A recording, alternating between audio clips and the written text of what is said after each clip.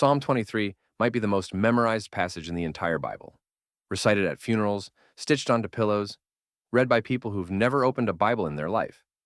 And because it's so familiar, most readers glide right over it without noticing how much the English translation quietly smooths out.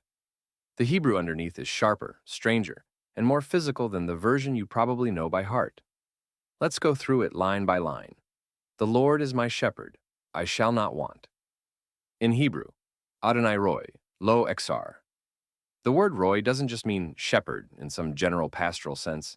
It's built from the verb ra'ah, to tend, to graze, to lead animals to pasture personally, day by day. This isn't an absentee landlord God. It's hands-on, daily, physical care. And I shall not want, lo exar, comes from the verb chaser, meaning to lack, to be deficient, to run short. It's the same word used for a household running out of food. David isn't making a poetic claim about general contentment. He's making a specific claim. Under this shepherd's care, nothing essential will run out. He makes me lie down in green pastures. He leads me beside still waters. The Hebrew for green pastures is nishe deshi, literally pastures of new, tender grass, the kind that appears after rain in an otherwise dry land. This isn't decorative scenery.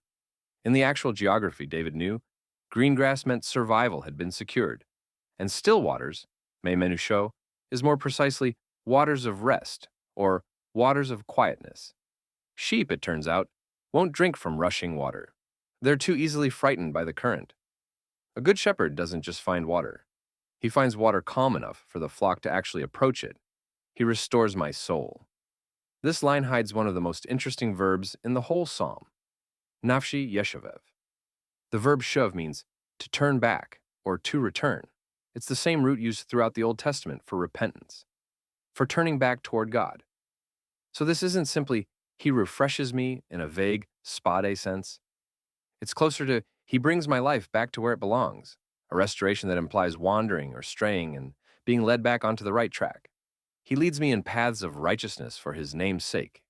Paths of righteousness is magleit tzedek, and magal specifically refers to a rut or track, the kind of groove worn into the ground by wheels or repeated footsteps over time. It's not a poetic, abstract path.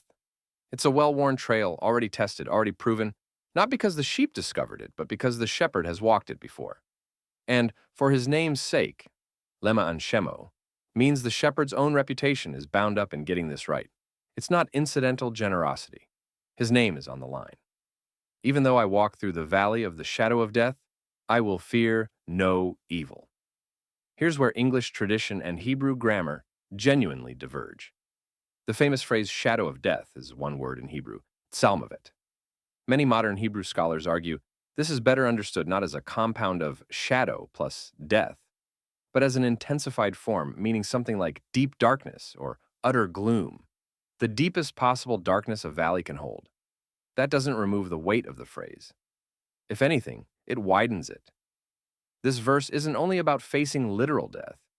It's about walking through any valley shadowed in the deepest darkness you can imagine, grief, fear, uncertainty, and finding that the darkness itself isn't what determines the outcome.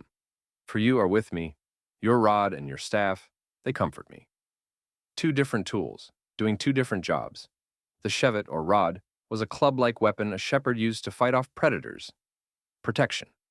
The missionet, or staff, was the long hooked pole used to guide, retrieve, and gently correct a wandering sheep. Direction.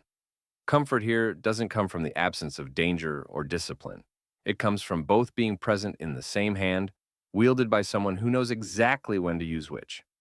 You prepare a table before me in the presence of my enemies. The imagery shifts sharply here, from shepherd and sheep to host and guest. But the word arak, to prepare or to arrange, is used elsewhere in the Old Testament for setting battle lines in order. There's a quiet irony embedded in the Hebrew. The same word used for lining up an army for war is used here for laying out a peaceful meal in full view of the enemies, who might have expected exactly the opposite outcome. You anoint my head with oil. My cup overflows. Deshanta, you anoint, comes from a root meaning to make fat, rich, or abundant. Oil poured generously, not sparingly. And this detail carries a double meaning worth slowing down on. In a shepherd's daily work, oil mixed with herbs was actually applied to a sheep's head and around its eyes and nose to repel insects and treat the small wounds that came from pushing through thorny brush. It was medicine as much as ceremony. But in the sudden shift to host an honored guest that this psalm makes, anointing a guest's head with oil was also the height of hospitality, the kind of welcome Jesus himself points to centuries later in Luke's Gospel, contrasting a host who never offered it with a woman who anointed his feet instead. The same gesture that healed the sheep also honors the guest, protection and honor in a single motion. And my cup overflows is kosi revaya, where revaya specifically means saturation, more than enough, running past capacity. This isn't a cup that's simply full to the brim. It's a cup that's already overflowed and kept being poured into anyway. Surely goodness and mercy shall follow me all the days of my life. This is arguably the most understated line in the entire English translation, and it's carrying two loaded words, not one. Follow is yerdafuni, from the verb radaf, which throughout the rest of the Old Testament almost always means to pursue, to chase, often with hostile intent, the same word used for enemies chasing down someone fleeing for their life. David flips the image entirely. It's not goodness and mercy politely trailing behind him at a respectful distance. They are pursuing him relentlessly, the way an enemy would hunt someone down. And the word translated mercy is chesed, one of the single most important words in all of Old Testament theology. It's not a generic softness or occasional kindness. Chesed describes covenant loyalty, the kind of love that binds itself to a promise and keeps showing up whether or not the other party has earned it that day. It's the word used again and again to describe God's refusal to walk away from his commitments. So what's actually chasing David down in this verse isn't vague good fortune. It's God's own covenant-keeping love, hunting him relentlessly, the same way an enemy would hunt someone fleeing. Except here, what's hunting him down is grace. And I will dwell in the house of the Lord forever. The verb translated dwell is often weshafti, related to that same root shuv, to return. Some Hebrew manuscripts and many scholars read this as, I will return to the house of the Lord, rather than a static, permanent dwelling. It's the language of someone who keeps coming back again and again to the same place of belonging, not because they're locked in, but because it's genuinely where they want to be. Read this way, Psalm 23 isn't just a comforting poem about a peaceful pasture.